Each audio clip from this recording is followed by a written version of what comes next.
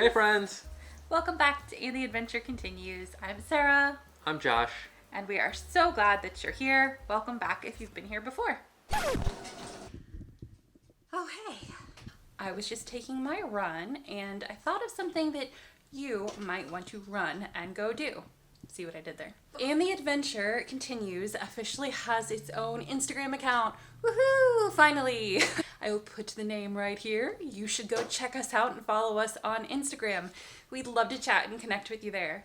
Also, since you're, have your finger out clicking things, there's a subscribe button on our channel. Yeah, you should totally click that. We're just kind of settling in and having a lazy night on the couch tonight. It's definitely chilly weather, so we had chili. What else did we have?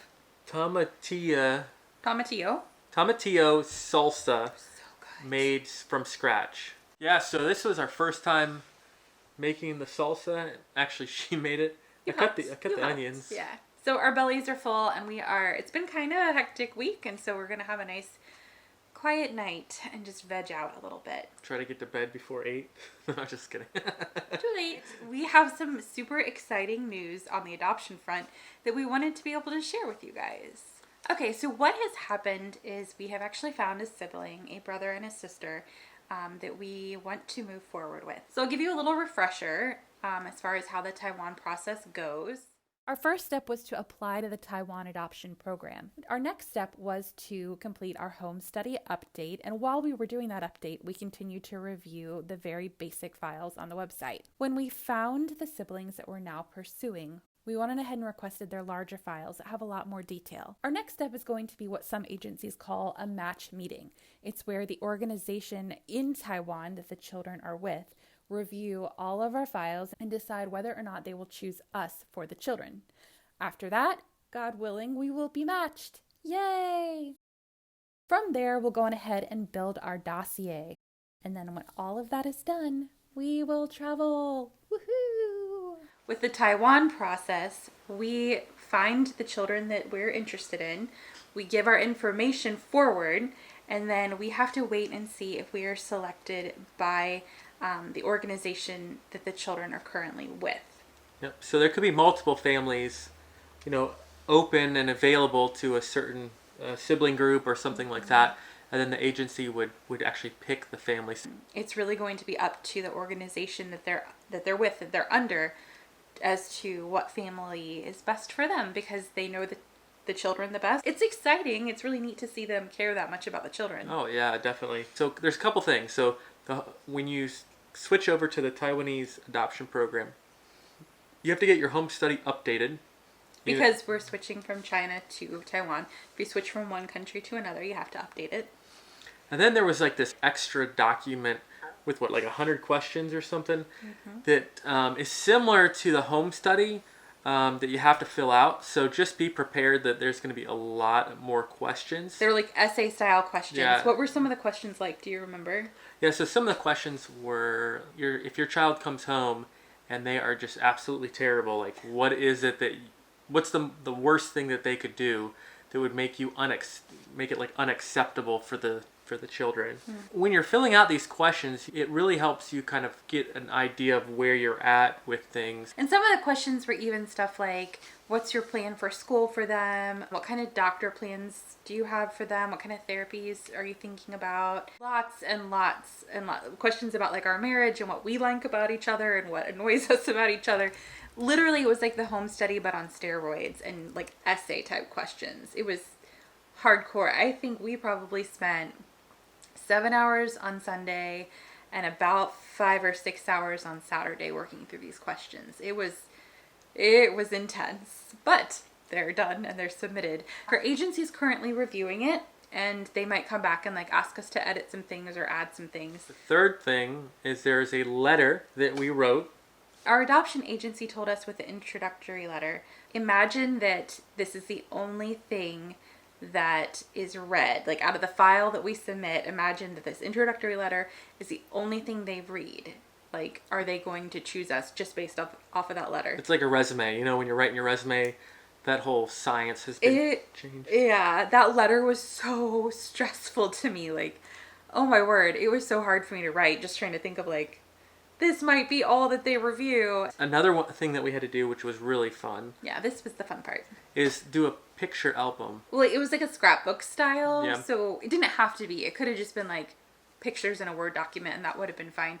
But I did it like a scrapbook style. They said 3 to 4 pictures per page and 4 pages. And then the agency came back and asked us to add another page with like pictures of the house. Yeah. So some of the pictures that we put in there, obviously pictures of the house, the inside and outside. We did pictures of ourselves hanging out. Pictures of our pets. Pictures of us with like some family and friends. Even just stuff in the community, like the playground at the end of the road and like our church.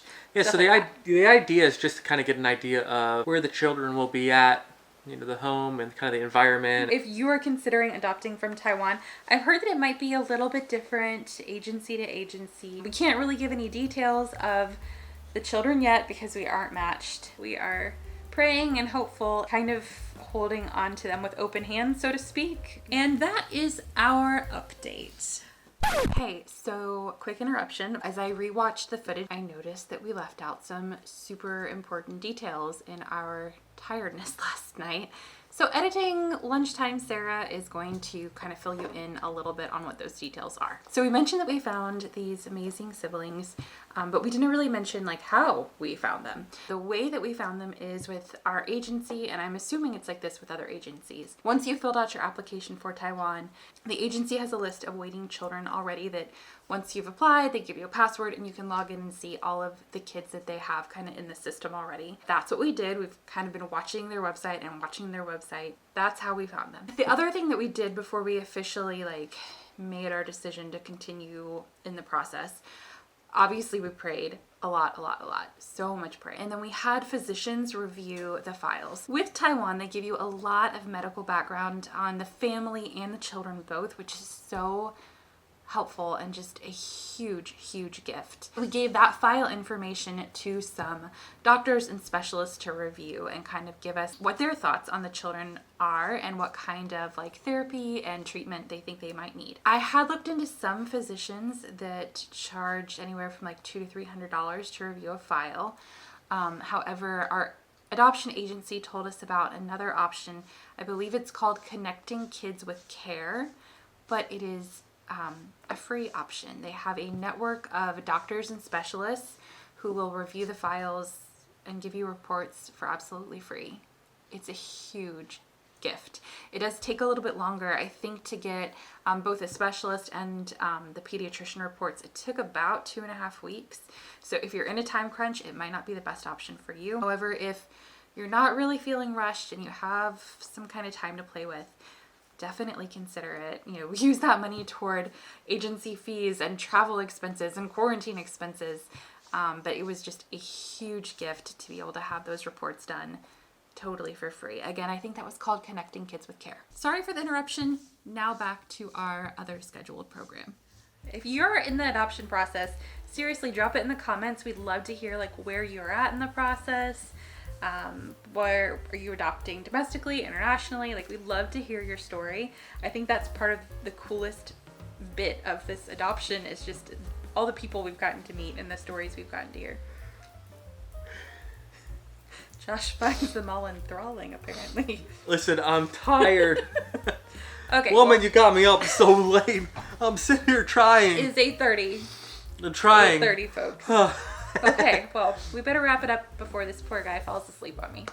Thanks for joining us, everybody. Until next time. And, side note. Oh, he's awake now. We're going to put that recipe of that tomatillo salsa. Eat it without salty chips. Use dippy chips that aren't salty. Yeah, the recipe will be in the comments. The little cocoon. Scoops? The scoops. Use the scoops. Let us know if you try it out. It's super delish. I think we better put this guy to bed. Until next time, everybody. And the adventure continues. 再见. Bye. Goodbye.